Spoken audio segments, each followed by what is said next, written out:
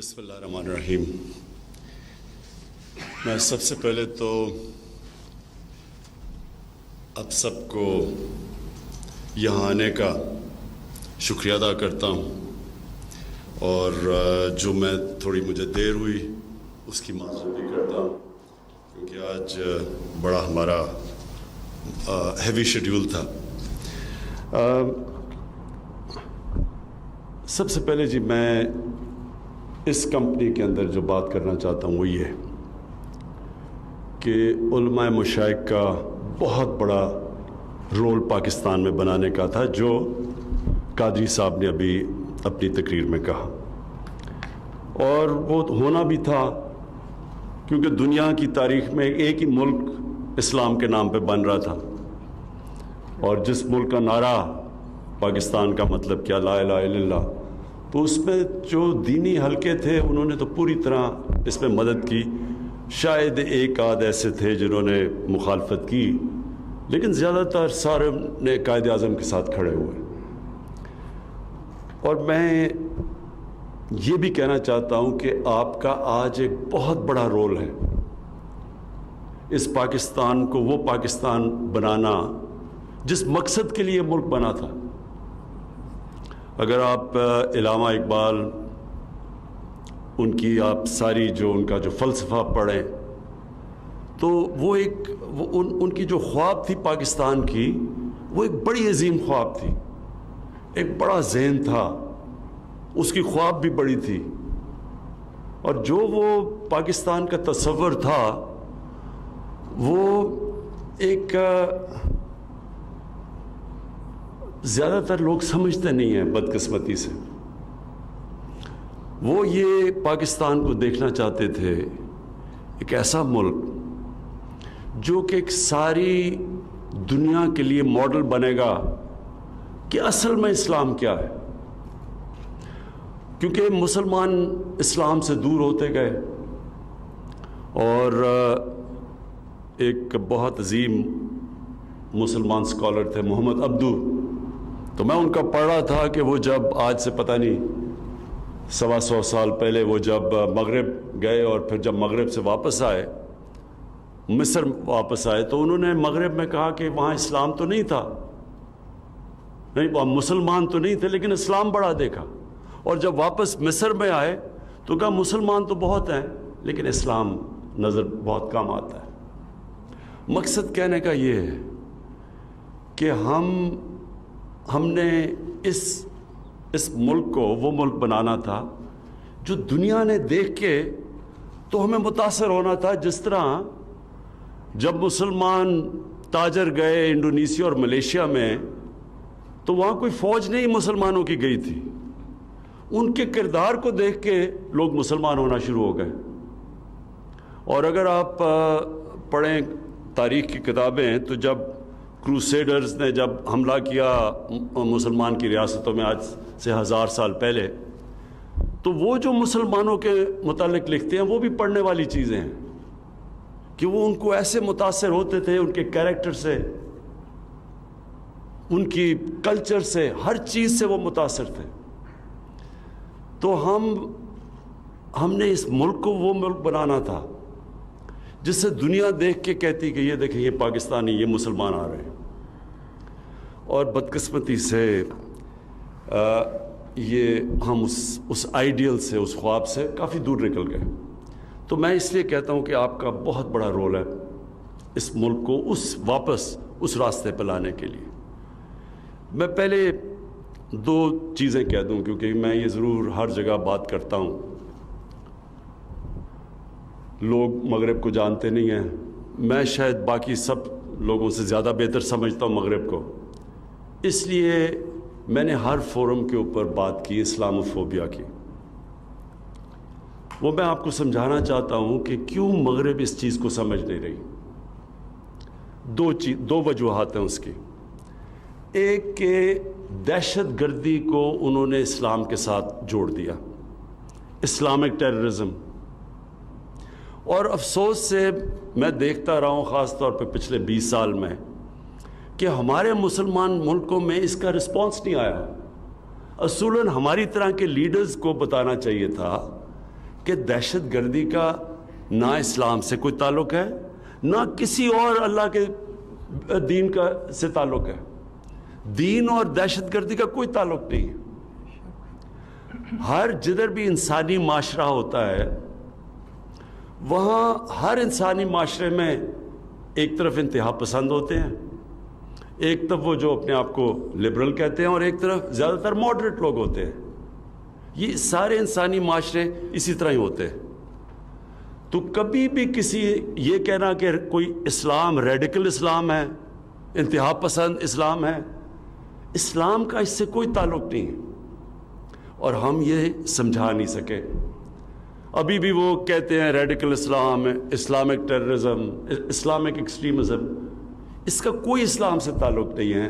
لیکن افسوس سے کہنا پڑتا ہے کہ مسلمان لیڈرشپ نے اس کی کبھی بھی وضاحت نہیں کی مغرب میں. اور کیونکہ میں سمجھتا تھا اور مغرب میں دیکھتا تھا تو یہ بگڑتا گیا. آخر میں یہ سٹیج آ گئی کہ وہ یعنی یہ جو خودکش حملے ہوتے ہیں اس کو بھی انہوں نے کہا کہ اسلام کی وجہ سے. تو یہ جو چیز ہم نے پھیلنے دی, ڈس انفارمیشن, اسلام کے خلاف کیمپین, اس کو پہلے تو مسلمان دنیا کی لیڈرشپ نے کاؤنٹر نہیں کیا. اور میں بار بار لوگوں کو سمجھاتا رہا کہ, اور باہر مغرب میں بھی ابھی بھی میں کہتا ہوں کہ خودکش حملے 9/11 سے پہلے جو سب سے زیادہ خودکش حملے کیے تھے وہ ٹیملز نے کیے تھے سری لنکا میں. وہ ہندو تھے لیکن کبھی کسی نے ہندو ٹیررزم نہیں کہا. اور اس سے پہلے جب جاپانیوں نے, جب وہ سیکنڈ ورلڈ وار ہارنے والے تھے تو انہوں نے بھی جہازوں میں بیٹھ کے خودکش حملے کیے امریکی کشتیوں کے اوپر, لیکن کبھی انہوں نے ان کی دین کے اوپر نہیں کہا کہ جی خودکش حملے کچھ جاپان کی ان کا دین کہتا ہے. تو یہ پہلے تو یہ غلطی ہم نے کی اور یہ پھیلتا گیا. پھر ایک اس سے پہلے غلطی کی, سلمان رشدی نے جب کتاب لکھی سیٹینک ورسز, فتنہ اس نے کیا اور اسے پتا تھا کہ مسلمان دنیا میں ایک ریاکشن آئے گا, غصہ ہوگا. لیکن مغرب کے اندر اس نے یہ کہا کہ دیکھیں جی, یہ دیکھیں مسلمان یہ بڑے تنگ نظر ہیں, یہ فریڈم آف ایکسپریشن کے خلاف ہیں, اور اس لیے دیکھیں یہ ریئیکٹ کر رہے ہیں, حالانکہ یہ آزادی رائے ہونی چاہیے کہ میں کتاب لکھ رہا ہوں. اسے پتا تھا کہ کیا ریئیکشن آنا ہے کیونکہ وہ مسلمان گھر میں بڑا ہوا تھا. لیکن مغرب میں لوگوں کو نہیں پتا تھا کیونکہ ان کا رویہ دین کا بالکل مختلف ہے جو ہمارے مسلمانوں کا ہے. وہ بالکل اور طرح دین کو دیکھتے ہیں. میں جب پہلی دفعہ گیا برطانیہ تو وہ کارٹون بنائے ہوئے تھے انہوں نے اپنے, میں بات نہیں کروں گا نعوذ باللہ, لیکن اپنے دینی جو ان کو دینی سمجھتے تھے ان کا بالکل مختلف تھا. تو ان کو سمجھ نہ آئے اور ہم سمجھا نہ سکے. جو ہونا چاہیے تھا کہ مسلمان دنیا کے سربراہ کو پھر سے یونائٹڈ نیشنز فورم ہے, OIC فورم ہے, وہاں ان کو کہنا چاہیے تھا کہ ہمارا کس طرح کا پیار اور عشق ہے ہمارے نبی صلی اللہ علیہ وسلم سے. ہمیں سمجھانا چاہیے تھا کیونکہ ان کو تو سمجھ نہیں تھی, اور ہمیں ان کو بتانا چاہیے تھا کہ یہ آزادی رائے کے نام پہ ہمیں تکلیف نہ دیں ان کے اوپر اپنے نبی صلی اللہ علیہ وسلم کی بے حرمتی کرتے ہوئے. لیکن نہیں کیا کسی نے. اور ہوا کیا کہ یہ جو فتنہ تھا, جس کو پتا تھا کہ مسلمان ریئیکٹ کریں گے, وہ بار بار کبھی کارٹون لے آئیں کبھی کچھ لے آئیں اور تکلیف دیتے رہے مسلمانوں کو جو پھر ریئیکٹ کرتے تھے. تو وہ موقع مل گیا اسلامو فوبیا کا. اور مسلمان جو رہتے ہیں, ہمیں تو اس کا اتنا اثر نہیں ہوتا, لیکن آپ کو حیران ہوں گے کہ جو مسلمان رہتے ہیں آج مغربی دنیا میں, بلکہ ہندوستان میں بھی, کتنی مشکلوں کا ان کو سامنا کرنا پڑتا ہے اسلاموفوبیا کی وجہ سے. ہماری عورتیں جب وہ اپنا سر کور کرتی ہیں اور وہ جاتی ہیں پبلک میں تو ان کے اوپر آوازیں لگاتے ہیں, ان کو برا بھلا کہتے ہیں. ہمارے جو دینی لوگ جن داڑیاں رکھ کے جب پبلک میں جاتے ہیں, جو وہ سمجھتے ہیں مسلمان ہیں, ان کو برا بھلا کہتے ہیں. وہ صرف اس وجہ سے.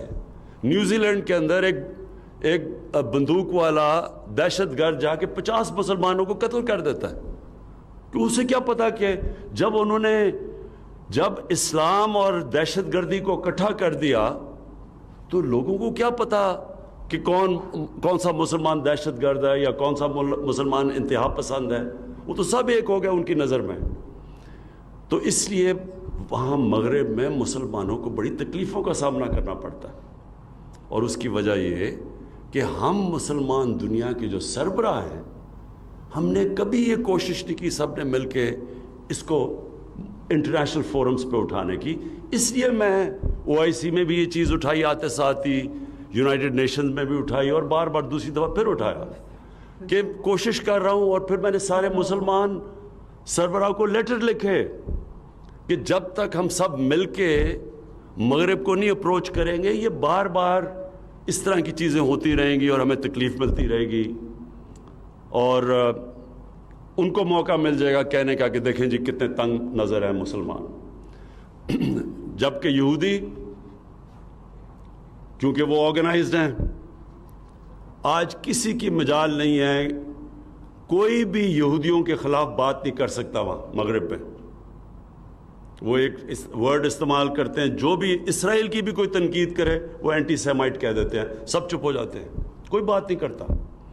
اور جو ہولوکاسٹ ہے، جس جو ایک بہت بڑا ظلم ہوتا ہے یہودیوں کے خلاف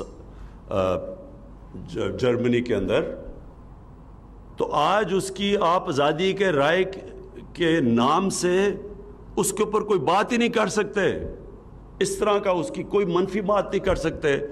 4 یورپین ملکوں میں جیل میں چلے جاتے ہیں آپ، تو وہاں آزادی رائے نہیں ہے، لیکن ادھر وہ آڑ لے لیتے ہیں آزادی رائے کی۔ اور میں اس کو زیادہ اپنی کمزوری سمجھتا ہوں، اپنی مسلمانوں کی، اور انشاءاللہ میں آپ سب کو یہاں یہ کہتا ہوں کہ میں پوری کوشش کرتا رہوں گا، مسلسل کوشش کروں گا۔ مسلمان دنیا کے سربراہوں کو میں پوری ہر طرح جب بھی میں ملتا ہوں میں ان کو بھی کوشش کرتا ہوں، اور مغرب کے بھی جب ان کے سربراہ کو ان کو بھی میں سمجھانے کی کوشش کرتا ہوں کہ یہ ایک انسانوں کے اندر تقسیم ہو رہی ہے، یہ جب آپ ہمارے نبی صلی اللہ علیہ وسلم کی شان میں گستاخی کرتے ہیں۔ اب جی میں صرف آپ کو یہ بتا دوں کہ میرے نظر میں کوئی اسلام کا اسکالر نہیں ہوں، لیکن ایک طالب علم ہوں، اور میں کافی اسٹڈی کرتا ہوں اور کرتا رہا ہوں اور کافی دیر سے کر رہا ہوں۔ یہ میرا ایمان ہے کہ جو مدینہ کی ریاست تھی، کیونکہ وہ نبی صلی اللہ علیہ وسلم کی سنت تھی، کیونکہ وہ انہوں نے بنائی تھی، اور قرآن میں اللہ نے ہمیں حکم دیا تھا کہ ان کی سنت پہ چلو، تو یہ میرا ایمان ہے کہ جو بھی اس ریاست کے اصولوں پہ چلے گا اللہ اس قوم کو اٹھا دے گا، اور وہ قوم اگر مسلمان نہ بھی ہو تو اللہ اس قوم کو اٹھا دے گا اگر ان اصولوں پہ چل گئی وہ قوم۔ اور کیونکہ میں مغرب پھرا ہوا ہوں تو میں آپ کو یقین دلاتا ہوں کہ میں نے ان قوموں کو جو محمد عبدو نے کہا تھا آج سے 125 سال پہلے، میں نے اپنی آنکھوں سے دیکھا مغرب میں۔ دیکھیں جو اصول انہوں نے بنائے تھے نا، وہ اصول آج آپ حیران ہوں گے، وہ یورپ کے اندر اسکینڈینیویا میں خاص طور پہ اگر آپ جائیں تو آپ کو وہ اصول نظر آئیں گے، عملی طور پہ وہ معاشرے وہ امپلیمنٹ کر بیٹھے ہیں۔ انسانیت کا نظام، یعنی ایک غریب آدمی، اس کو پوری طرح ریاست اس کی بنیادی ضروریات پوری کرتی ہے، جو دنیا کی تاریخ میں سب سے پہلے مدینہ کی ریاست میں ہوا تھا۔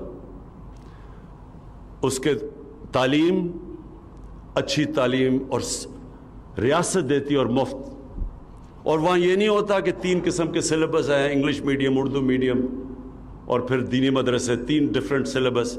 ایک سلیبس ہوتا ہے، میں غریب آدمی ہوں، میرا بچہ میں پیسے نہیں دے سکتا، حکومت اس کو اعلیٰ تعلیم دیتی ہے، اور وہ تعلیم کہ وہ بچہ ملک کا وزیر اعظم بھی بن سکتا ہے، ڈاکٹر بن سکتا ہے، کہیں بھی، یعنی کوالٹی کی تعلیم دیتی ہے اور مفت۔ بے روزگار ہو، حکومت پیسے دیتی ہے جب تک اس کو روزگار نہیں ملتا۔ وہ اگر ہسپتال میں جائے گا اس کو مفت علاج ملے گا. میں یہ اسکینڈینیویا کی اب بات کر رہا ہوں. عدالت میں جائے گا لیگل ایڈ ملے گی, حکومت وکیل کر کے دے گی اس کو. اس کو ایک فلاحی ریاست کہتے ہیں. یہ چیزیں ہمارے نبی صلی اللہ علیہ وسلم نے مدینہ میں کی تھیں, جس سے انہوں نے عام آدمی کے لیے ساری بنیادی ضروریات پوری کی تھی. اور دوسری چیز جو انہوں نے مدینہ میں کیا تھا وہ رول آف لا, قانون کی بالادستی. قانون کی بالادستی یہ کبھی بھی آج تک, میں آپ سارے علماء اور مشائخ کے سامنے کہنا چاہتا ہوں کہ کبھی بھی آج تک کوئی دنیا کا معاشرے نے ترقی کی نہیں جدھر قانون کی بالادستی نہیں ہوئی. کوئی آج اٹھا کے دیکھ لیں, آج دنیا کے خوشحال ملک دیکھ لیں, سارے جتنی زیادہ قانون کی بالادستی, رول آف لا, جتنا انصاف کا نظام, اتنا ہی وہ ملک خوشحال ہے. تو جب انہوں نے نبی صلی اللہ علیہ وسلم نے کہا کہ اگر میری بیٹی بھی قانون توڑے گی تو اس کو سزا ملے گی, اور پھر کہا کہ تمہارے سے پہلے بڑی قومیں تباہ ہوئیں جدھر طاقتور کے لیے قانون اور کمزور کے لیے دوسرا. یہ یاد رکھیں کہ یہ ایک پورا فلسفہ ہے اس کے اندر. اور ہمارے سامنے آج آپ تماشا دیکھ رہے ہیں کہ اربوں روپے کے کیسز ہیں لوگوں پہ, اور وہ کہتے ہیں ہمیں این آر او دے دو. غریب لوگ جیلوں میں مرے ہیں, جنہوں نے گائے چوری کی, بھینس یعنی موٹر سائیکل چوری کیا, وہ تو جیلوں میں چلے گئے. تو جن کے پاس ثابت ہو گیا کہ اربوں روپے انہوں نے اس ملک کے چوری کیے ہیں اور باہر لے گئے ہیں, وہ کہتے ہیں ہمیں این آر او دے دو. یہ آپ کے سامنے ہو رہا ہے. یہ اسی لیے ہمارے نبی صلی اللہ علیہ وسلم نے کہا تھا کہ بڑی قومیں تباہ ہوئیں تمہارے سے پہلے, جو یہ بڑوں کو, طاقتور کو, ڈاکو کو این آر او, اور بیچارے چھوٹے لوگوں کو پکڑ کے جیل میں. چھوٹے لوگوں کی چوری سے تو ملک نہیں تباہ ہوتا. آپ گائے بھینس سے, یہ موٹر سائیکل اور تھوڑی چوریاں, اس سے ملک نہیں تباہ ہوتا. ملک تباہ ہوتا ہے جب ملک کا وزیر اعظم اور اس کے وزیر چوری شروع کرتے ہیں. اور آج تیسری جو ہم کہتے ہیں یہ ڈیولپنگ ورلڈ, یہ جو جن کو تھرڈ ورلڈ کہتے ہیں, ڈیولپنگ ورلڈ, غریب ملک, آپ ایک ایک غریب ملک کو دیکھ لیں, ہر جگہ ان کے سربراہ, ان کے وزیر اعظم, ان کے وزیر وہاں سے ملک کا چوری پیسہ کر کے باہر لے جاتے ہیں. ایک ایک ملک میں آپ کو بتا سکتا ہوں. ہر سال, یہ ذرا آپ سب کے لیے, ہر سال 1000 ارب ڈالر غریب ملکوں سے چوری ہو کے امیر ملکوں میں جاتا ہے. 1000 ارب ڈالر. یعنی ہمارا جو, آپ یہ سوچیں کہ ہمارا جو سالانہ بجٹ ہے وہ زیادہ سے زیادہ 60 ارب ڈالر ہے. تو 1000 ارب ڈالر صرف غریب ملکوں سے چوری ہو کے امیر ملکوں پہ جا رہا ہے. تو اس لیے وہ کیوں چوری ہو کے جاتا ہے؟ وہاں بھی یہی ہو رہا ہے, طاقتور این آر او اور غریب آدمی جیل میں. تو یہ نظام جو حضرت, اور اس کو کہتے ہیں ظلم کا نظام, اور اس کے لیے حضرت علی رضی اللہ تعالیٰ نے کہا تھا کہ کفر کا نظام چل جائے گا لیکن ظلم کا نظام اور ناانصافی کا نظام نہیں چل سکتا. تو میں جو آپ سے چاہتا ہوں, 4 چیزیں آپ سے چاہتا ہوں. ایک تو مدینہ کی ریاست کے اصول, یہ پلیز آپ ہر جدھر بھی آپ بات کرتے ہیں لوگوں کو بتائیں تو صحیح کہ وہ اصول کیا تھے. وہ جو انہوں نے نبی صلی اللہ علیہ وسلم نے جو اصول کے سیٹ اپ کیا تھا, جو بنیاد بنائی تھی اس کی, وہ کوئی وجہ تو تھی کہ وہاں ہمیں قرآن کہتا ہے ان کی زندگی سے سیکھو, اللہ کہتا ہے ان کی زندگی سے سیکھو, کہ وہی قوم جس کی کوئی حیثیت ہی نہیں تھی وہ دنیا کی امامت کی انہوں نے. اور یہ نہیں کہ کوئی صدیاں لگی, یا 15-20 سالوں کے اندر ان کی ہجرت کے بعد 15-20 سالوں کے بعد 2 سپر پاورز گھٹنے ٹیک گئی. یہ تو تاریخ کا حصہ ہے نا, یہ تو کوئی کہانیاں نہیں ہیں, یہ تو ڈیٹس ہیں. یہ تو آپ پڑھ لیں ہسٹری آف دا ورلڈ اس کے اندر آپ کو بتا دیں گے کہ وہ ایک ساری دنیا دنگ ہوا کیا تھا. کوئی ابھی تک نہیں سمجھ سکتا کہ اتنا بڑا انقلاب کیسے آ گیا. دیکھتے دیکھتے ساری دنیا میں پھیل گئے. وہ اس لیے اللہ ہمیں کہتا ہے کہ ان کی زندگی سے سیکھو, ان اصولوں سے سیکھو. قوم کو اوپر اٹھانا ہے تو وہ اصول وہ طے کر گئے تھے. تو میں آپ سے یہ ریکویسٹ, آپ علماء اور مشائخ آپ جانتے ہیں ساری چیزیں, تو آپ کو اس کے اوپر پورا لوگوں کو آگاہ کرنا چاہیے. اور ان مدینہ کے اصولوں کے اندر جو میں چاہتا ہوں کہ ایک چیز جو مجھے بڑا مسئلہ آ رہا ہے اپنے ملک میں, وہ ضرور آپ بات کریں. مولانا رومی, ان سے کسی نے پوچھا کہ قوم کیسے مرتی ہے. مولانا رومی نے کہا کہ قوم تب مرتی ہے, انہوں نے 2 درختوں کا بتایا, ایک بڑا خوشبودار اور ایک بڑا بدصورت درخت. جب ایک قوم ان کے اندر فرق کرنا ختم کر دیتی ہے, قوم مر جاتی ہے.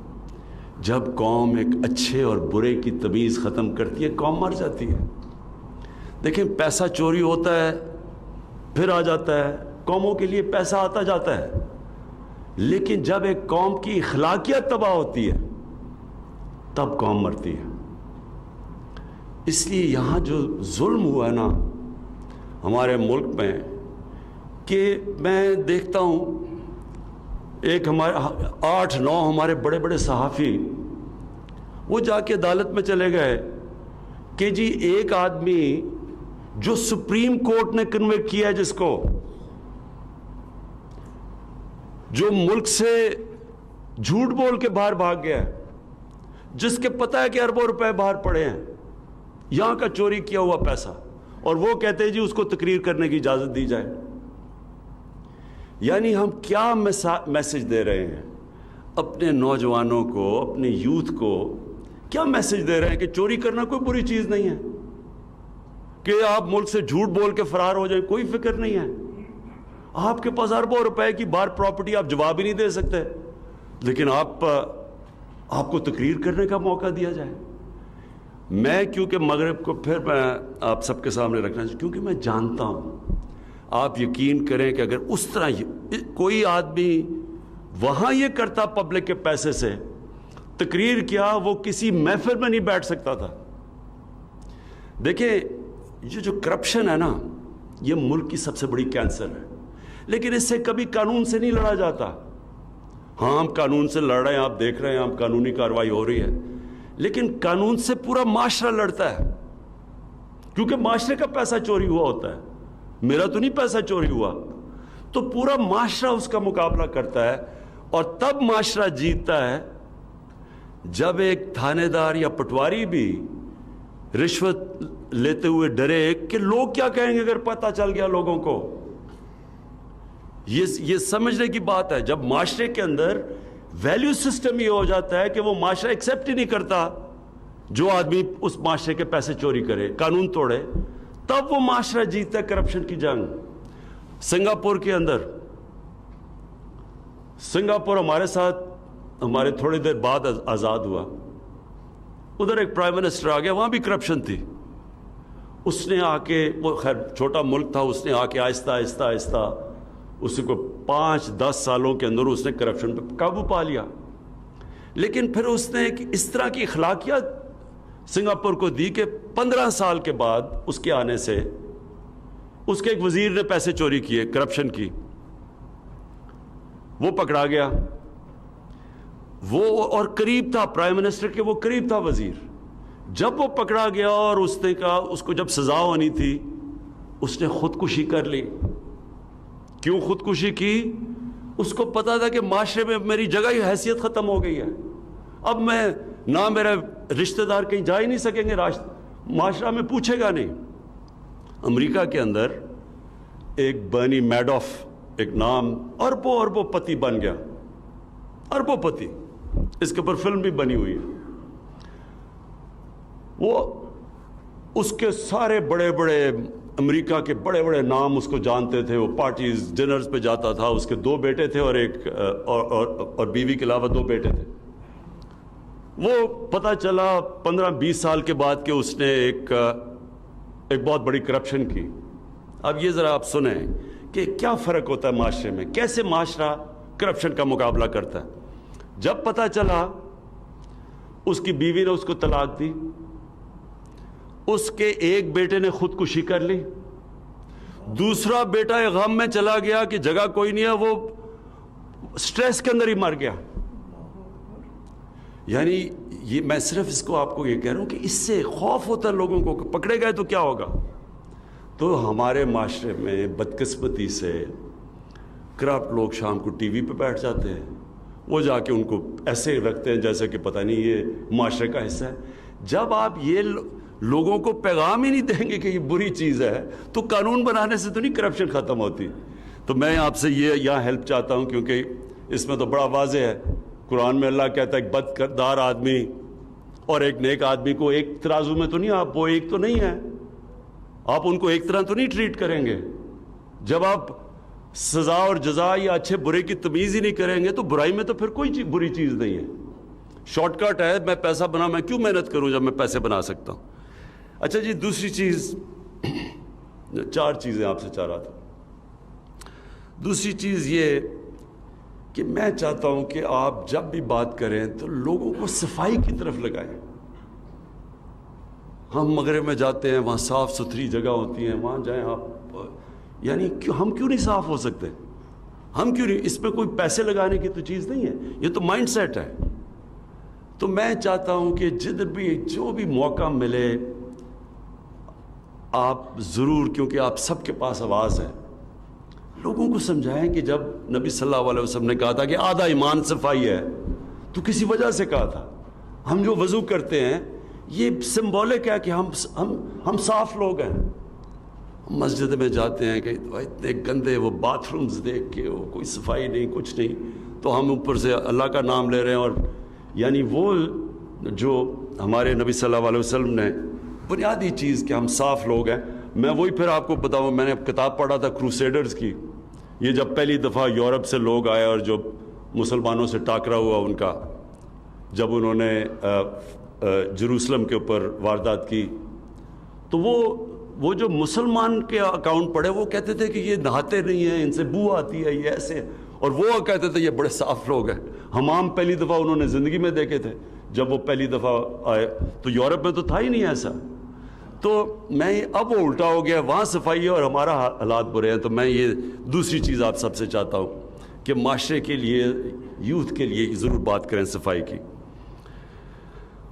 اور پھر سب سے امپورٹنٹ چیز دیکھیں، نبی صلی اللہ علیہ وسلم نے کسی نے ان سے ایک دفعہ پوچھا، ایک قریش کا آدمی، اس نے کہا جی میں اب 60 سال کا ہوں، میں عادتیں نہیں بدل سکتا، میرا سارا قبیلہ مسلمان ہو رہا ہے تو مجھے بھی ہونا پڑ رہا ہے، تو اب میں عادتیں نہیں بڑھ سکتا، مجھے ایک چیز بتاؤ مسلمان ہونے کی کہ میں عادتیں بھی رکھوں اور مسلمان بھی ہو جاؤں۔ انہوں نے کہا سچ بولا کرو۔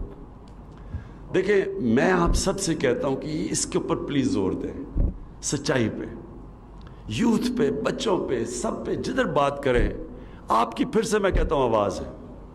یہ جو ہماری، کیونکہ پھر سے میں کانٹراسٹ بتا رہا ہوں، آپ یقین کریں جن ملکوں کو ہم کافر کہتے ہیں وہ بڑے سچے لوگ ہیں، اخبار پڑھا ہوتا ہے، ویسے کوئی بھی نہیں ہوتا وہاں، وہ پیسے ڈالتے ہیں، پیسے رکھتے ہیں اور اخبار اٹھا لیتے ہیں، وہاں تو کوئی پوچھنے والا نہیں ہے۔ ایک سچائی کا ایک ہمیں جہاد کرنی پڑے گی، کیونکہ بدقسمتی سے وہاں بھی ہمارے میں، مجھے کئی دفعہ بڑا افسوس ہوتا ہے کہ ہمارے میں یہ ویلیو جو اتنا بڑا اسلام کا ویلیو ہے، سچ، یہ بھی ہم دور چلے گئے اس سے۔ اور آخر میں جو آپ سے بات کہنا چاہتا ہوں وہ یہ کہ جی لوگوں کو ہمیشہ اتحاد، یونٹی کی بات کریں۔ نبی صلی اللہ علیہ وسلم نے کیا کیا تھا؟ وہی مسلمان قبیلے تھے، بٹے ہوئے تھے، آپس میں لڑتے تھے، ان کی سب سے بڑی اچیومنٹ کیا تھی؟ انہوں نے ان سب قبیلوں کو اکٹھا کر دیا اور ایک قوم بنا دیا۔